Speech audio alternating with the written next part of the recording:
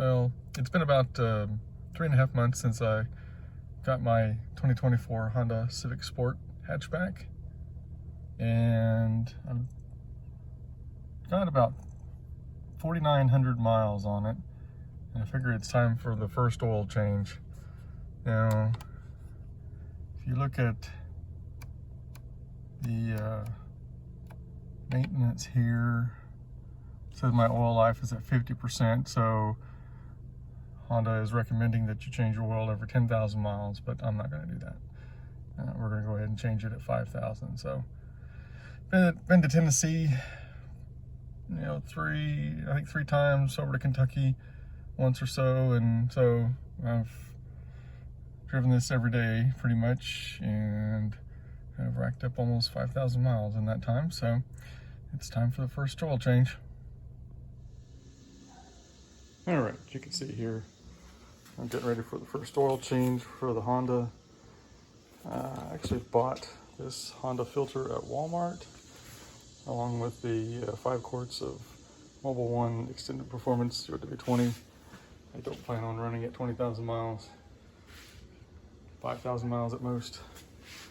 17mm socket to go for the oil drain plug, and then a couple screwdrivers to remove that engine shield off the bottom, and then of course the filter wrench. So anyway, so I'm about to get started, and you can see this is 15400 PLMA-02 is the oil filter. So about to get started. All right, here's the shield. Looks like there's a Phillips head right there, and then a different kind of Phillips head, and the same ones I assume are on the other side. This is kind of a quarter turn standard screwdriver, same as that. And it's all attached back there by some hooks or clips, whatever you want to call it. So anyway, I'm gonna get that off next. All right, all the fasteners are out. And it's just kind of loose in there. I think we're gonna just slide it backwards to get it off of those hooks down there. It's hard to see that, but anyway, we're gonna get it off here in just a second. And there are the old fasteners there.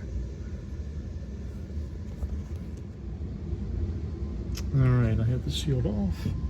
I did forget a couple fasteners back there in the back. They were that variety right there. I knew about them, but I just forgot about them. I couldn't see them. So, but there's the filter, and then there's the drain plug. So we're gonna work to get both of those off here next.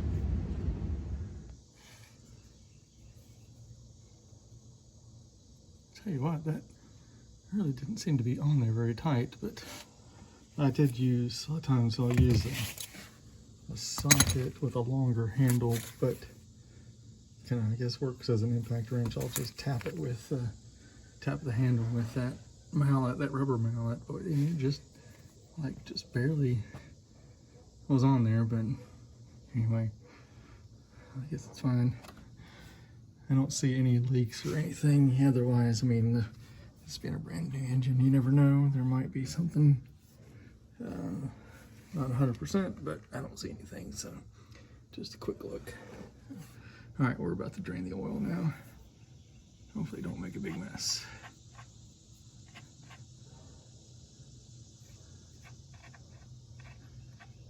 I feel the oil pan is still pretty hot. It's been a few hours.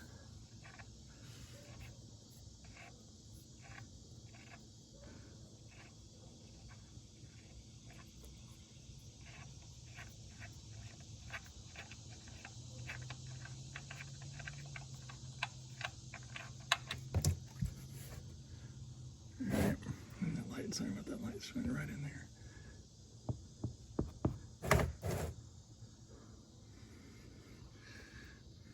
All right, we're just gonna let that drain out.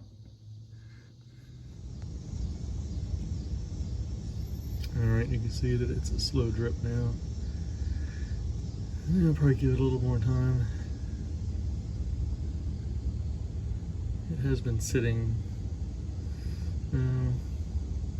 at least a couple hours, so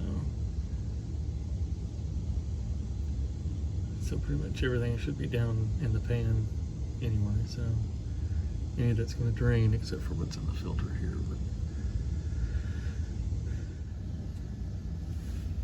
all right, it's still not the same. It's just a constant slow drip, so we're just going to put this back in.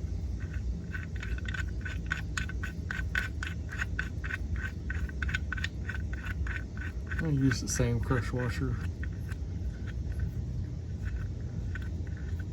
Get another one. All right, I'll get that tightened down and move on to the filter. All right, it tried to make a mess, but you know, that filter always drops on you. But cleaned it up a little bit already, so but I'm gonna get the new one on. All right, new filter is on. I got it tightened on there now. I did put some oil on the rubber seal. I just use oil that's out of there. I might use my finger, but so all is tightened down, and you need to put that dust guard, dust shield, whatever that thing is, put that back on and fill it up with oil. Okay, you can see that I haven't put the dust shield back on yet. I just figured I'd go ahead and fill it up with oil and then go back down there and top it off. But I'm about ready to put 4 quarts in, and then we'll probably check the level. I know it's supposed to take 4.4 quarts. We'll check it, and once we get to that point. So, all right, I put in right at 4 quarts. It was showing about 2/3 of the way up the dipstick, so it has oil in it. I'm probably going to get it started, get it off the jack stands. First, we're going to put that shield back on, but get it off these, not jack stands, but the ramps, and let it run for a little bit, and then let it sit for 30 minutes or so and check the oil level then at that point. So everything looked clean. It was very straightforward, and yeah, just one of those things that you can easily do yourself. All right, I got the dust shield on. Finally, they're so cheap, but it's lightweight, so you can work on it easy. Trying to get that the Tundra shield on there is a pain because it weighs a lot. This does not. So anyway, like I said, I've got it 4 quarts in there. It measured 2/3 of the way up to the dipstick, so I'm about to get it off the jack stands, or off the, I keep saying that. I'm about to get it off of the ramps and then let it sit for a little while, and then check the level. So.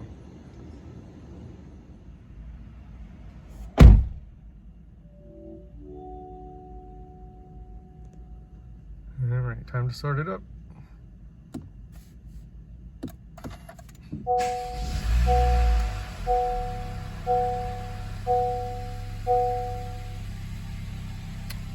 Hood is open. Yes. Recording started. Dash cam up there. So, see if we can get to the oil life. I am not going to change the oil life. I'm leaving it at 50%. I'll just know that I changed it at 5,000. I don't see any lights on. That's a good sign. So we're going to get it off of maintenance mode. no content. That's where we keep it. Turn the brake off. I'm gonna go ahead and roll backwards with the hood open. Hopefully that won't bother anything. I did get my chalk out.